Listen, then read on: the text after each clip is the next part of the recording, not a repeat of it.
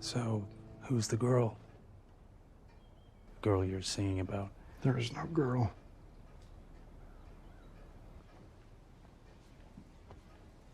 I know.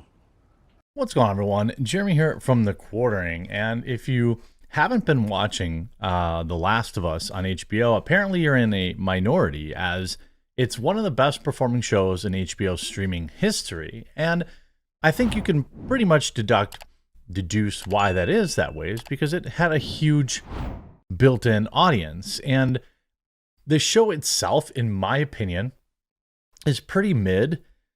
If I was like a huge Last of Us fan, I'd be watching it. And this is a game that tens of millions of people have played. So you're not talking about a small audience. This is a huge audience of super dedicated fans. However, they are also using the show to ramp up the wokeness a little bit, race swapping characters and making an entire episode about a dude-on-dude love story that felt like wasted time given so few episodes and so much going on. But as we end season 1 and as the show has been successful, a lot of the cast seems to be happy to kind of poke the bear a little bit. Here we have a CNN article from today saying, "The Last of Us actress Storm Reed has advice for homophobic viewers of the show." What? Storm shared her thoughts about one thing that has raised ire among the viewers of the HBO drama, the depiction of LGBTQ relationships, which is, of course, a big deal to the director for some reason.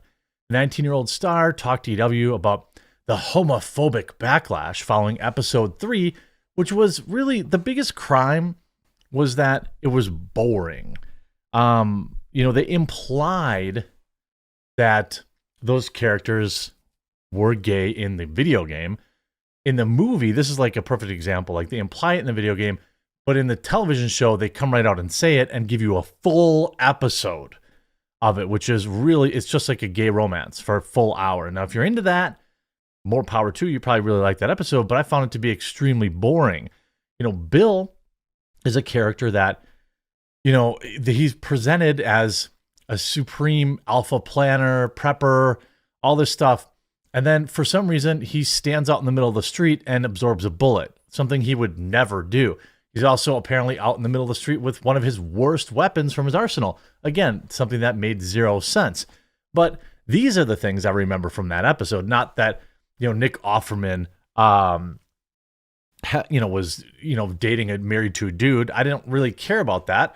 I just wanted something to actually happen in the episode. But if you criticize that, they called you homophobic. Like Bella said when episode 3 came out, if you don't like it, don't watch. Yikes.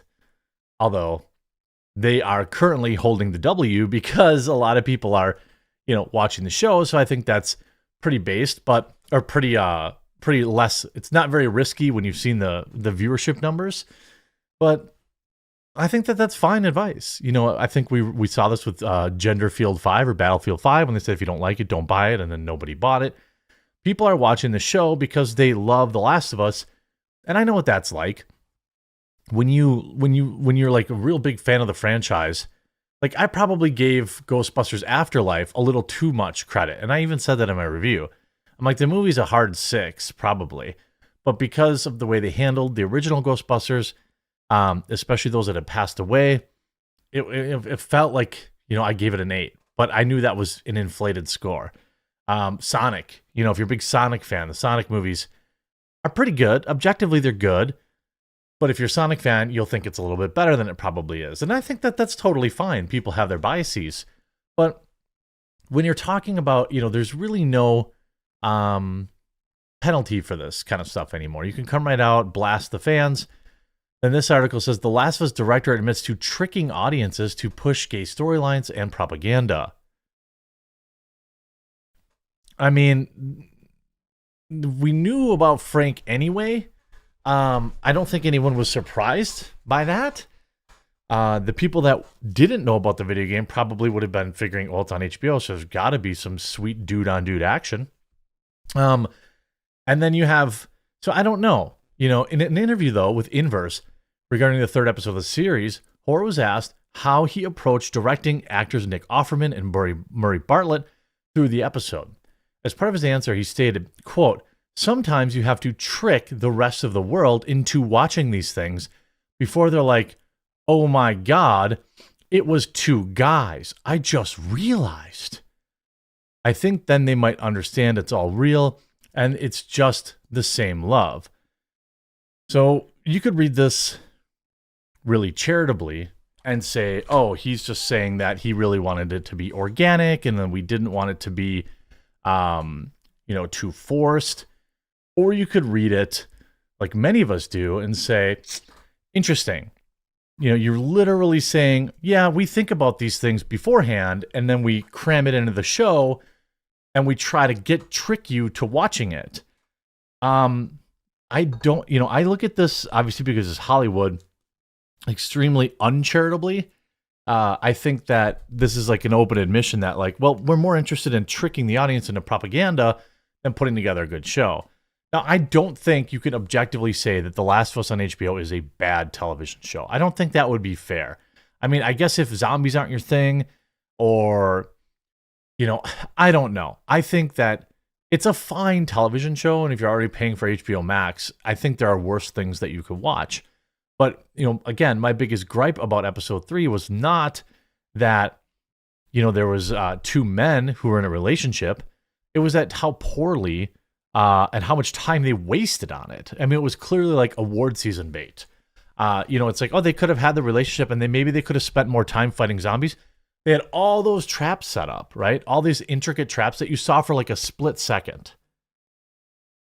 I think that that would have been better than they could have, than just focusing on them lovemaking and all this boring day-to-day relationship stuff that you would never see in a modern show between a man and a woman. So, I mean, I think that that's pretty obvious. The fact that they were both, white men is even more shocking. But it's not the same love. What the show and the director are trying to depict as love is anything but. What they are depicting is sin and lust. Now, if you are a religious person, I could see taking this position. I am not anti-religious. I'm very open with my audience that I don't have super strong religious convictions, but I also totally respect those that do. But this article talks about, obviously what you might read in the Bible and things of that nature.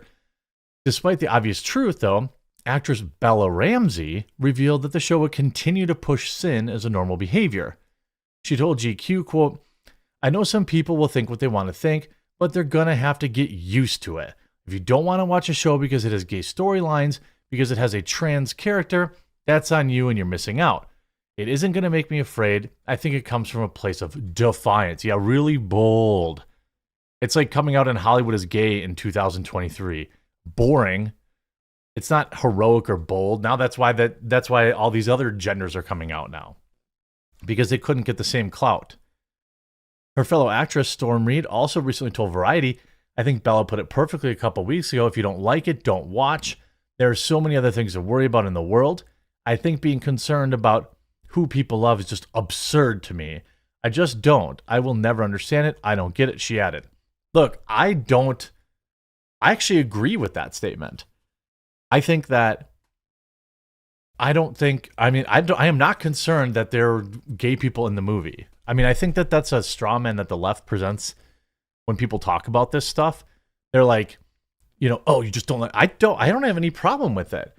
I think it's like when they come right out and tell you hey, it's part of our plan to Trojan horse it in here. That kind of hits a little different for me. It feels a little bit more nefarious, a little bit more propagandistic. It feels a little bit more creepy. It feels a little bit more,